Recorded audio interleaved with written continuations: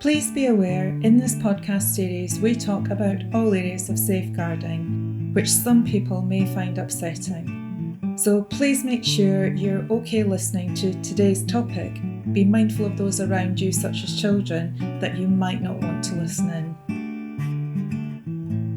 Hi, I'm SSS Safeguarding Director Sam Preston. And I'm former head teacher and content author Sarah Spinks. Hello and welcome back to Safeguarding Conversations. Thanks for joining us for the final episode in our series on the case of Child Zeta. Today we're asking one of the hardest but most important questions: what now? We've already examined Zeta's background, the exploitation he suffered and the dangers he faced, including the very real risk of knife crime. But today we want to take a step back and look at the wider safeguarding system. What worked, what didn't, and what are the key changes that we must make.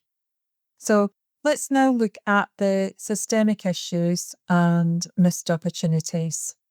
Well, I think we need to start by being fair. Yeah. This wasn't a case where no one noticed Zeta. He was well known to professionals. Brighton and Hove had frameworks in place, adolescent vulnerability risk meetings, an exploitation subgroup, and relationship-based practice models. Yeah, but good structures only work if they lead to good practice. And in Zeta's case, the response was often reactive, it was quite fragmented or slow. And some interventions actually increased his risk, like the disruption tactics that deepened his drug debt. Yeah, and he was also sent to court in Brighton, where his exploiters operated without any protective measures. Despite having a positive, conclusive grounds decision from the National Referral Mechanism, the justice system still treated him as a perpetrator. Yeah. Which brings us, I think, quite neatly to the recommendations. And there are several, each with, really quite big implications for safeguarding nationally.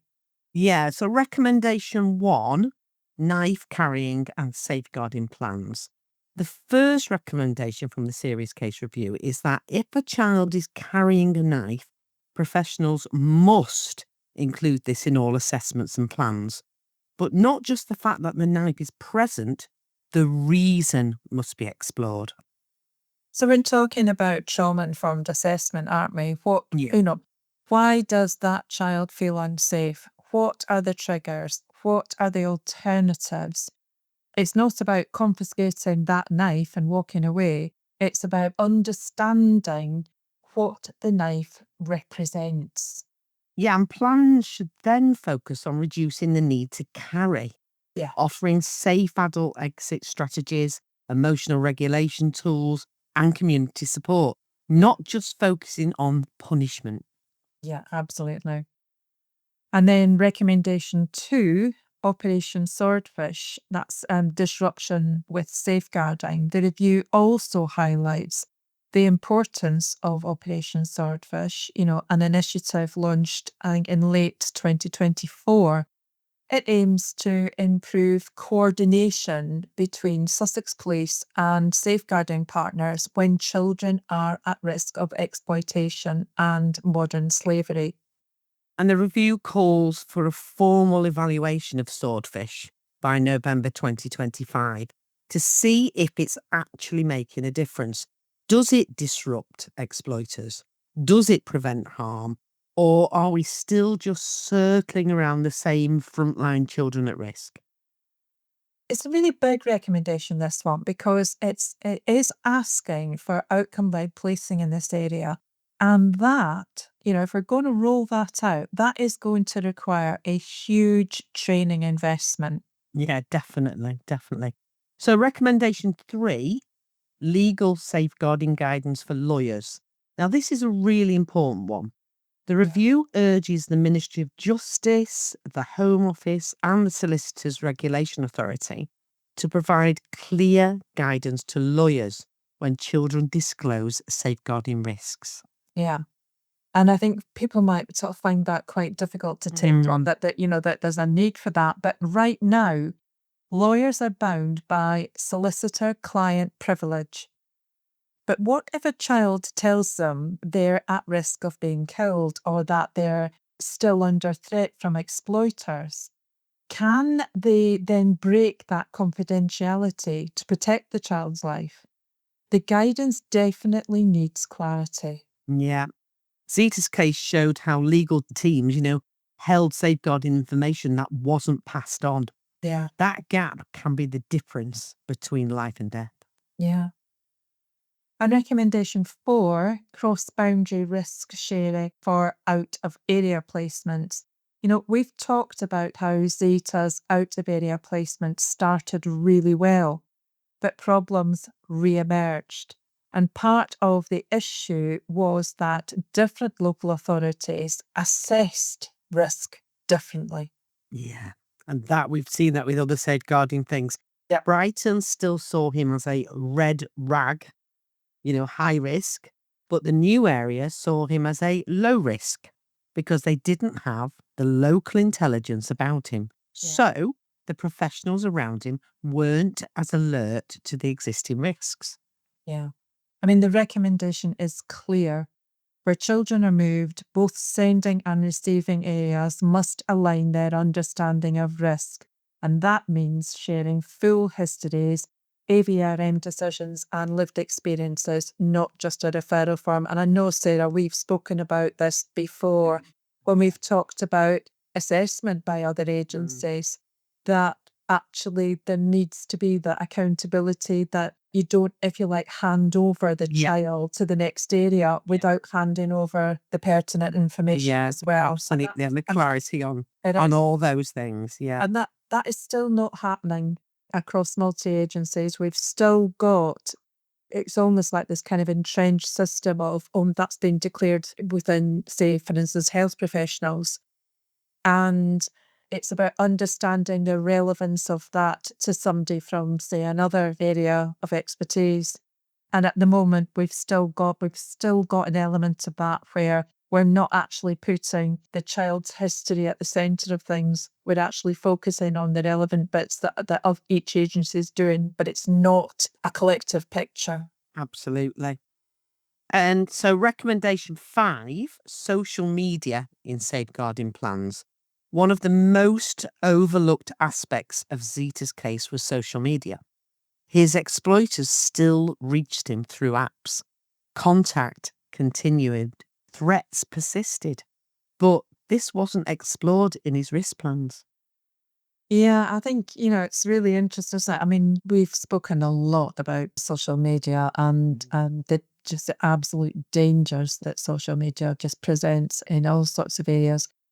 And it is just, it just amazes me. We know as adults that, all forms of online contact and social media is a massive part of young people's lives.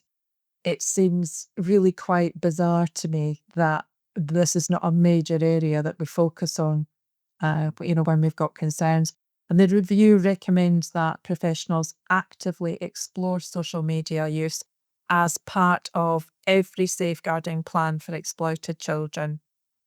What platforms are being used, who's reaching them, and how do we disrupt that digital exploitation? And this, as you said, Sam, this has to be a standard part of assessment. Absolutely. Exploitation isn't just face-to-face anymore. It's a whole myriad of ways and means through insidious websites and apps and social media use that finds people no matter where they are in the world. And, especially when we've got things now where we've got the latest facility of messages, one-time read messages, and then it's Absolutely. End-to-end encryption, absolutely terrifying. Yeah, it's absolutely, I think in all areas, the safeguarding, that's so worrying. But when you're trying to think of a child that was in Zeta's position, they were extremely vulnerable to that contact, and yet it wasn't being monitored. It really is quite scary. Recommendation 6, cultural competency and reflective practice. So the final recommendation, this focuses on race, culture, and practitioner reflection. Zeta was a young man of colour, a refugee, and a Muslim. Each of these factors shaped his life and his safeguarding experience. Yeah, and the review calls on Brighton and Hove City Council to create safe, reflective spaces for practitioners to talk openly about race, religion, power, privilege, and the biases that we all carry.